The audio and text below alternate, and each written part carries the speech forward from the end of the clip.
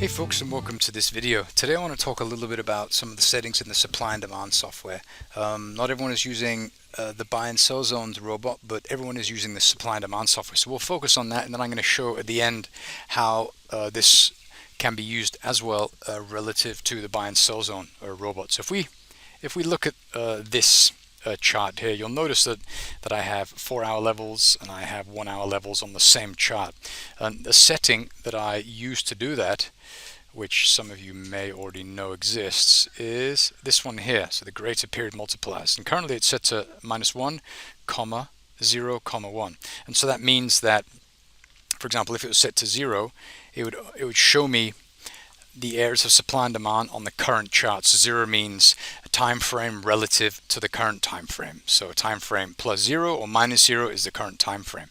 So if we introduce -1, 0, 1, well, that shows us supply and demand areas on the current time frame, which is a 4-hour, -1, which is a 1-hour, +1, which is the daily. So if you do that, then you can see all of these areas of supply and demand on the current chart, which I think is really nice. And the reason I think it's beautiful is because it enables you to see macro supply and demand, so on the bigger time frames relative to the one that you're looking at, but also the micro supply and demand that will help you refine your entries to find those really nice, very, very specific entry points.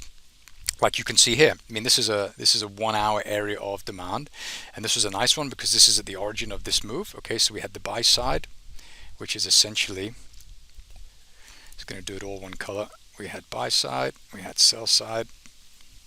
Okay, and we went back to pretty much the origin of that move. And the beautiful thing about this one is that we went into a very small hourly demand at the origin of this move on the buy side. So that's a beautiful, beautiful trade.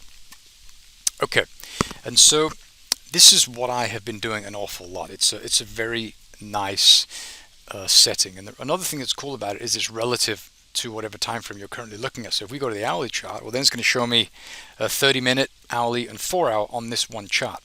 Okay, so we have a 30-minute area of supply here, which has been tested already, and then left. And now we have this area of 30-minute supply, which has been tested. So which has not been tested, but which formed as a child relative to the parent 4-hour supply that you can see just here, which is one time frame greater than the chart we're looking at. Okay, so that's a pretty unique piece of functionality. If we go one more example, we go to the 15-minute chart, we have a look, then we'll be able to see the 5-minute, the 15-minute, and the 30-minute on the same chart. And yeah, it's difficult to see because it's really small, but you can see we had that 30-minute supply here. Price went up to it, and then we left, and then we formed these this area of, this is 5-minute supply, which price tested. We have this one here, which price came close to, and then we had this one just at the top here where price went to and moved away from. Okay, so it's pretty cool, and so I encourage you to use that setting. Initially it can be quite noisy because there's a lot of rectangles all of a sudden on the time frame, on the chart, especially if you zoom out, because then you're seeing more data. And if I just show you how noisy it can get if I zoom out quite a lot, then you see, whoa, it gets really heavy, doesn't it? Okay, and so the way to mitigate this is I just zoom in a little, and then it uses less data, and then all of these insignificant older historical areas of supply and demand are not being shown, and so it kind of clears up the chart a little bit. But I like this because I like to be able to see what's going on these different time frames, and I like to make the decisions on myself. So I want to see as much as possible based on my configuration, and I like to make the decisions based on that. Okay, so this is a super cool chart, and so I encourage you to have a look at that. Okay, so if we move over now to the supply and demand robot, the buy and sell zones, what I have two things. This is my chart setup looks like this. So I have two areas, so two charts below the current price chart on the left side over here, and this is showing me strength information on the weekly and on the daily. So the thick line is the weekly. Okay, you can see that the pound is selling off because we have weekly strength, we have pound neutrality, and we have daily strength and pound neutrality on the daily chart. So the thick line is the weekly data, and thin line is the daily data. So when you see this, I mean, this It's just telling you, man, I should only be selling. There's no reason to buy the pound at the moment, but there's certainly a reason to buy the dollar, because this is where we have these big increases in flows moving into the American dollar. Okay, and so I take this information and I use that to give me an idea of what I should be doing on all of my trades. And then I use this combined with the histogram, which I really like a lot. And I just wait for prices to do stuff like this, where if we have a big push south, price reaches this the end of the bearish cycle, and then we're just essentially looking for a pullback into that area, which we got just around here. Okay, and this is nice because this is the completion of the bear cycle, and so the bull cycle would essentially continue there. We didn't get much of a bull cycle because of the strength of the American dollar, but we're seeing where these cycles end and where they begin. Okay, so this is what I'm doing, and it's a really powerful setup. Let me go like this. Let me use some symbols, and let's go to a different one. Let's go to the American dollar, Canadian dollar. I had a trade on here yesterday,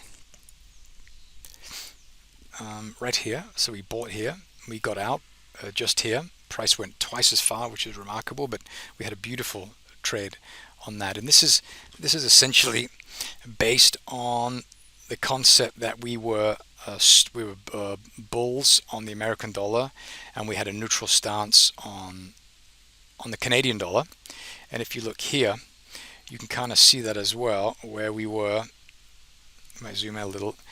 We were positive on the histogram, meaning that price has like an upward bias. We also have a positive average, so we want to be long, and so this is essentially why I decided to buy just here. Bought in here. This was actually filled when I wasn't in front of my computer. My entry, my stop was somewhere down here. My target was kind of around here somewhere. I can't see on this chart, but I think around here in these wicks somewhere here. Okay, and now we can anticipate that this is going to continue moving higher because of the weekly and the daily dollar strength, and the weekly and the daily Canadian dollar neutral, I suppose you could call it. There's not a lot of strength, there's not a lot of weakness, a little bit of weakness on the weekly, but we can expect this to continue to wriggle higher. Okay, we had a lovely trade here. We had another one down here, which is beautiful. Then essentially we have this area down here, which I'm waiting for. The price has not yet gotten that far. So that's what we're looking at. But this is how I'm using currency strength, and I'm combining it with supply and demand on this greater period multiplier configuration that I think many of you would benefit a lot from.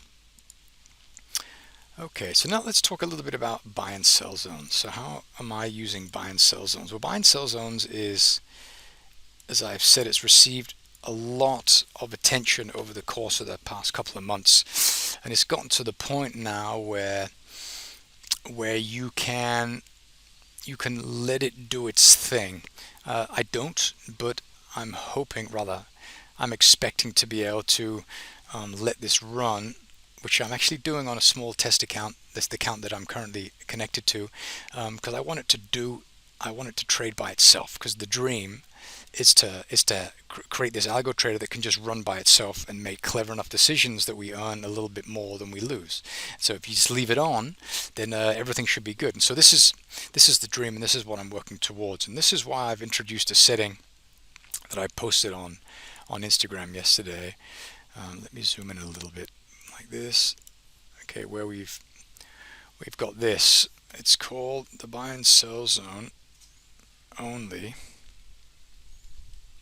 Okay, here it is. So we have filters, buy and sell zone only. So when this is set to true, it's only going to look for trades where we have an alignment in the histogram. So it's only going to buy when the histogram is positive, and we're going to stop buying once we enter the sell zone, which is above the green line.